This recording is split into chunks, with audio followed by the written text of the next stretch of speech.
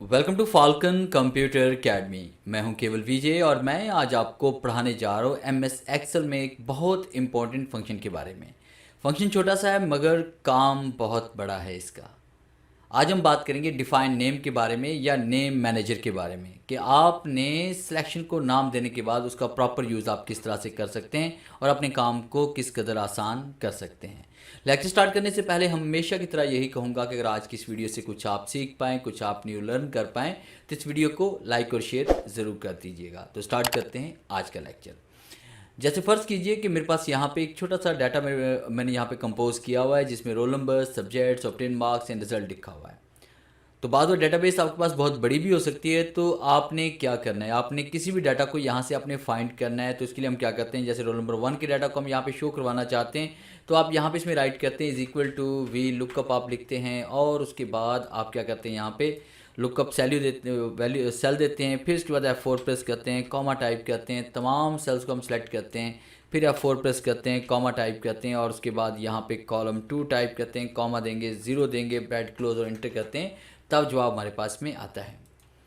तो इसके लिए आपको सिलेक्शन बार बार करनी पड़ती है। तो इसके लिए हम क्या करते हैं कि हमारे पास एक आसान सा तरीका है कि आप तमाम डाटा को आप सेलेक्ट करें। सेलेक्ट करने के बाद यहाँ पे आपने इसको रीनेम करना है। यहाँ पे क्लिक करके भी हम रीनेम कर सकते हैं या फिर हम फॉर्मूलाज पे क्लिक करेंगे। फॉर्मूलाज पे क्लिक करने के बाद आपने डिफाइन नेम पे क्लिक करना है, इसको सिलेक्शन करने के बाद, और यहाँ पे हम इसको सिलेक्ट करें, नाम इसको दे रहे हैं डाटा का। और जैसे हम ओके क्लिक करते हैं तो देखिए आपकी सिलेक्शन का नाम यहाँ पे डाटा हो चुका है। अब आप कहीं पर भी हैं, शीट नंबर 2 पे हैं, 3 पे हैं, 4 पे हैं, अगर आपने सिर्फ डाटा पे जाना है, सिलेक्शन पे जाना है, अगर आप यहाँ पे डाटा लिखेंगे और एंटर प्रेस करेंगे तो ऑटोमेटिकली आप यहाँ पे पहुँच जाएंगे। इसका एक फ़ायदा तो ये होगा कि आपको डाटा फाइंड करने में प्रॉब्लम नहीं होगी। और दूसरा इसका बड़ा फ़ायदा क्या होगा कि आपने फ़र्ज़ कीजिए कि यहाँ पे आपने वी लुकअप का फॉर्मूला आपने यूज़ किया और उसके बाद यहाँ पे आपने वी लुकअप वैल्यू आपने सेलेक्ट की, फिर यहाँ पे कॉमा दिया और अब आपने सिर्फ यहाँ पे डाटा लिखना है। अब जैसे हम डाटा राइट करते हैं तो नीचे देखिए आपके पास यहाँ पे ड्रॉप डाउन लिस्ट के अंदर यहाँ पे डाटा लिखा आ रहा है, यानी हमने सिलेक्शन को रीनेम किया हुआ था, यहाँ पे शो हो रहा है। जैसे टैब का इस्तेमाल करेंगे तो ये देखिए सिलेक्शन ऑटोमेटिकली यहाँ पे हो चुकी है, दोबारा आपको सिलेक्ट करने की ज़रूरत ही नहीं पड़ी।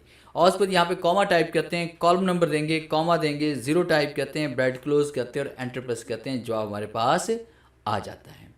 तो इस तरह से यहाँ पे हम किसी भी सिलेक्शन को रीनेम करके अपने काम को और आसान कर सकते हैं। और फिर हम आगे चलते हैं, जैसे शीट नंबर 2 पे हम आते हैं। हम चाहते हैं कि शीट नंबर 1 का डाटा हम शीट नंबर 2 पे शो करवाना चाहते हैं। तो इसके लिए आप क्या करेंगे, यहाँ पे आपने रोल नंबर 1 टाइप किया, इज इक्वल टू राइट करते हैं और आपने वी लुकअप यहाँ पे लिखा और फिर उसके बाद आपने लुकअप सेल यहाँ पे हम क्लिक करते हैं, फिर उसके बाद कॉमा टाइप करेंगे, फिर आपने यहाँ पे लिखना है डाटा। अब देखिए वरना आपको यहाँ पे जाना पड़ता, शीट नंबर 1 के ऊपर सिलेक्शन करनी पड़ती, दोबारा से आपको इतनी मेहनत करनी पड़ती, फिर दोबारा आपको शीट नंबर 2 पे आना पड़ता।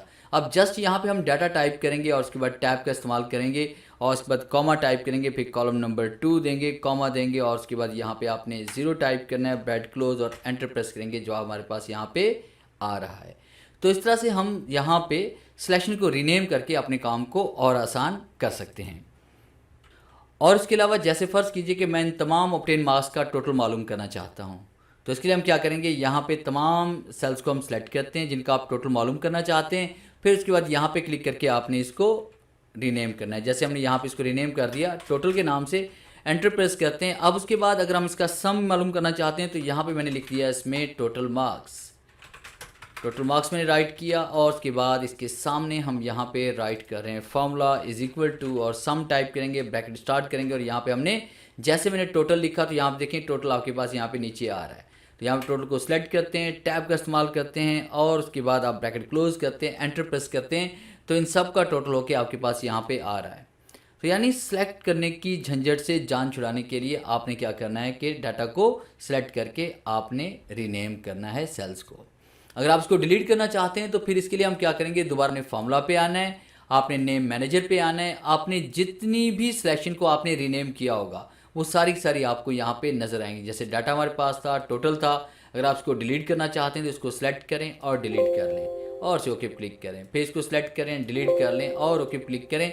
अब ये अपने नॉर्मल जो इस सेल का जो सिलेक्शन का नाम होगा यानी A1 ही आ रहा है, यानी हमने पहले इसको नाम दिया था डाटा डिलीट हो चुका है। अब यहाँ पे जो रियल नेम था A1 वही यहाँ पे आपके पास शो हो रहा है। तो ये था मेरा आज का लेक्चर, जिससे मैंने आपको पढ़ाया कि आप किस तरह से नेम मैनेजर का यूज़ करके अपने काम को आसान कर सकते हैं। उम्मीद है आज इस लेक्चर में ज़रूर कुछ नया सीखने को मिला होगा। वीडियो अच्छी लगी तो इसे लाइक कीजिए और अपने दोस्तों के साथ शेयर कीजिए। मिलते हैं हम नेक्स्ट लेक्चर में, तब तक के लिए गुड बाय।